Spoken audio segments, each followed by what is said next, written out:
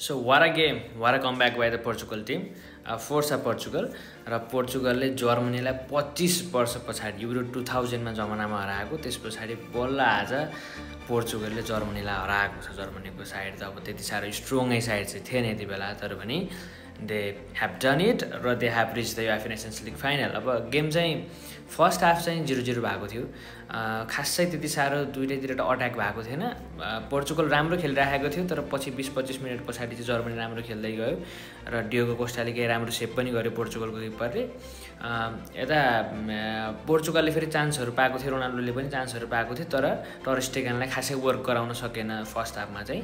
अनि second हाफमा Germany राम्रै खेल्दै गयो र 48 मिनटमा फ्याबियन विच द प्लेयर अब लिभरपुल आउने कुरा चलिरहेको छ स्कोर र त्यस पछाडि कोन्सेसाले गेम चेन्ज गरिदियो and Cristiano Ronaldo of course he had to score 137 कि कति 137 goals for country he score अनि that was the winning goal.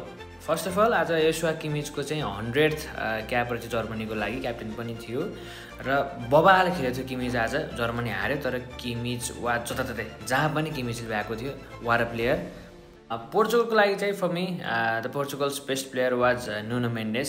एकदम राम्रो डिफेन्सिभ डिस्प्ले पनि थियो, अगाडि पनि बबाल गरेको थियो र रोनाल्डोको गोलको लागि एसिस्ट पनि नुनो मेन्डेसले नै गरेको थियो।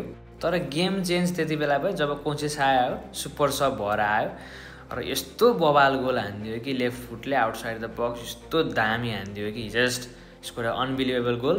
जिताउन पनि सक्थ्यो, 3 गराउन पनि सक्थ्यो, तर डर्स्टन खतरा रियाक्सन सेभ गर्यो, एउटा आउट हान्यो होइन। कोन्सेसाको चान्सेसहरू पाएको थियो, 3 गोलै हान्न सक्थ्यो, तर यो गोल चाहिँ बबालै वारा गोल। हेर्न सक्नुहुन्छ पोर्चुगलले जर्मनीलाई जित्यो भनेको युरो 2000 मा ग्रुप ए मा हुँदा ग्रुप स्टेजको गेममा चाहिँ 3-0 यति बेला चाहिँ 3-0 हराएको थियो। त्यस पछाडि चाहिँ इट वाज अल जर्मनीले हराएको थियो। साला त्यो मुलर र क्लोसाले मात्रै गोल हानेको थियो होला।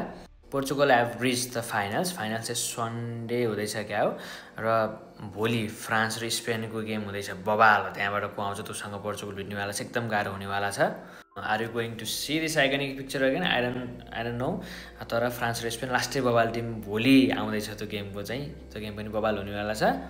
सो या पोर्चुगलले फाइनल्ली जर्मनीलाई जितेको छ, जहिले जित्थेन फाइनल्ली।